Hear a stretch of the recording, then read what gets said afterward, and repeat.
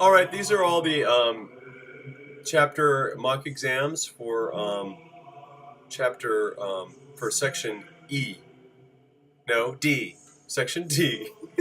Okay, so here we go. Form books. This is the test. The abbreviation for Amateur Proof of Facts is POF. True. American Jurist's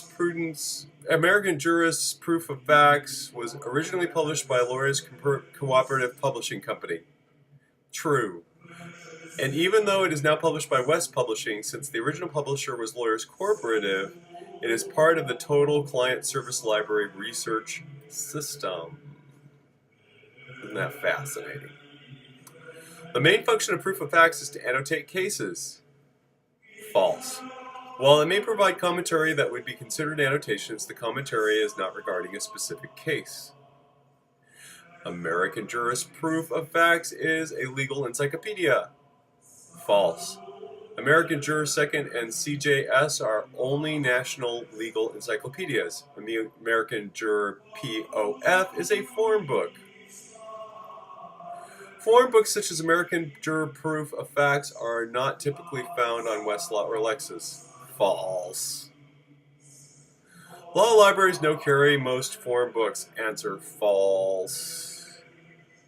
False, false, false. Most libraries have excellent collections of form books. The typical law library would include subscriptions to American Juror Pleading and Practice Forms, American Legal Forms, Bender's Discovery Forms, American Juror Proof of Facts, Causes of Action, American Juror Trials, West's Legal Forms, West's Federal Forms, and other valuable form books.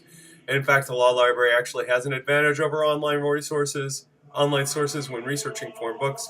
Some form book publishers have come to agreements with the online services to only provide their forms on one of the online services. Who cares? American Juror Proof of Facts may provide checklists, diagrams, and charts.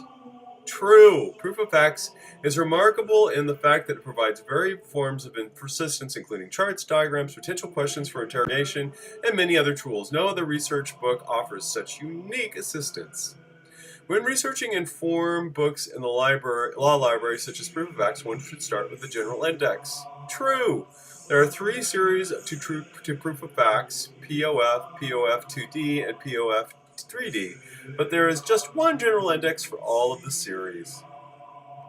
When researching online, the researcher should enter a search query in the POF database. Answer: true. Once in a database, the search query takes the place of the hardbound volumes index.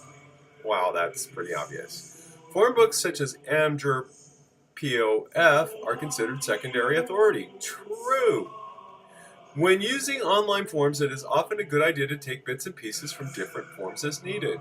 True.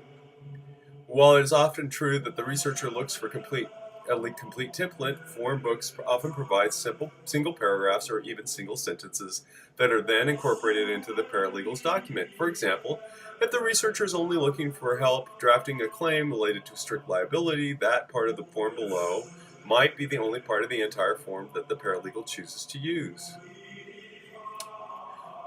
All right. Links within an online research system such as Lexis or Westlaw are usually paths to databases. True. When a link is provided to an online research source, it is usually guiding the research to a database containing a specific publication or a collection of publications. All right, so the next test is on legal writing.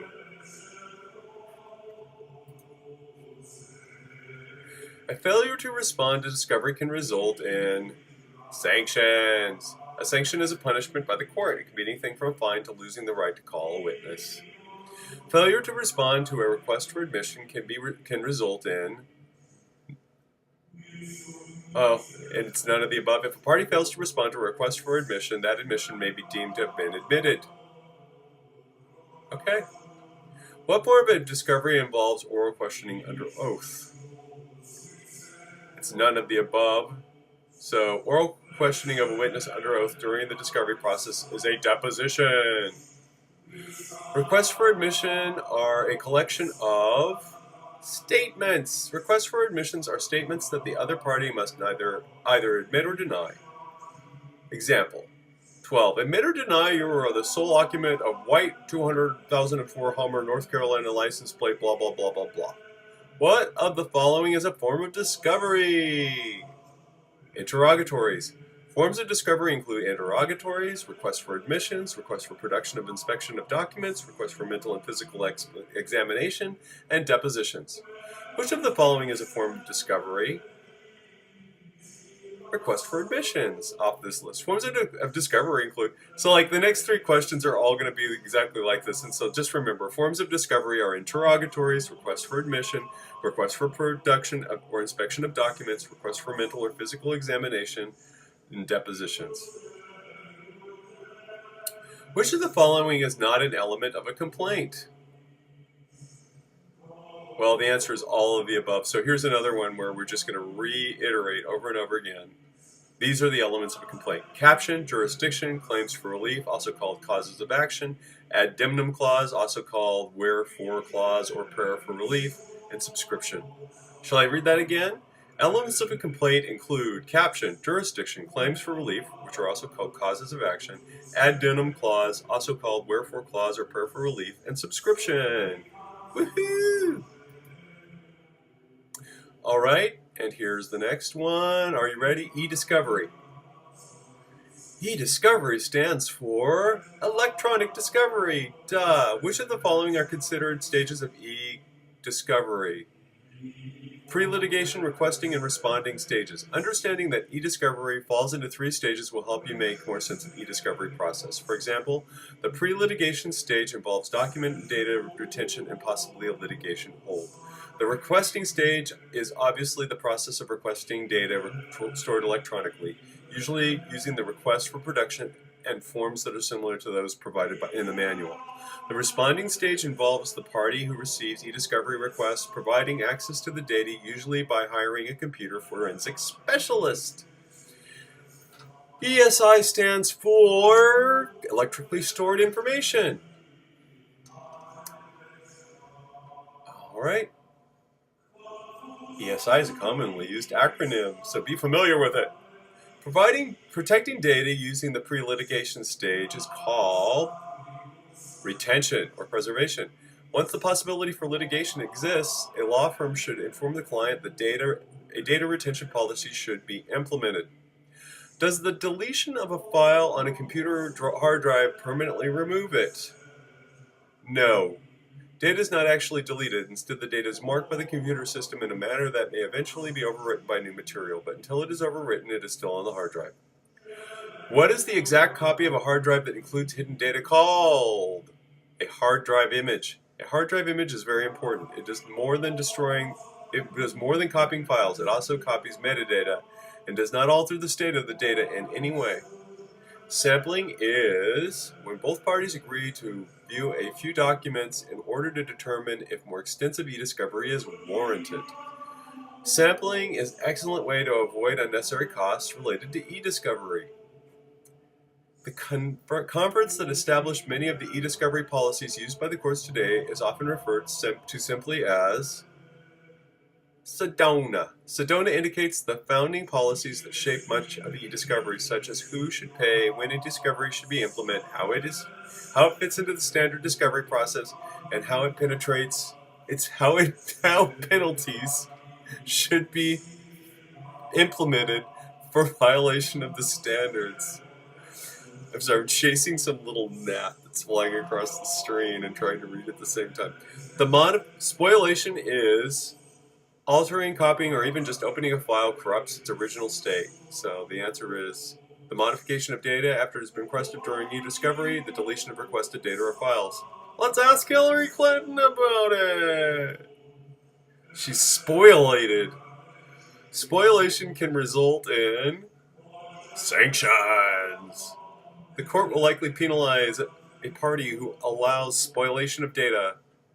If a law firm becomes aware that ESI may be the subject of litigation, it should help the client establish a litigation hold.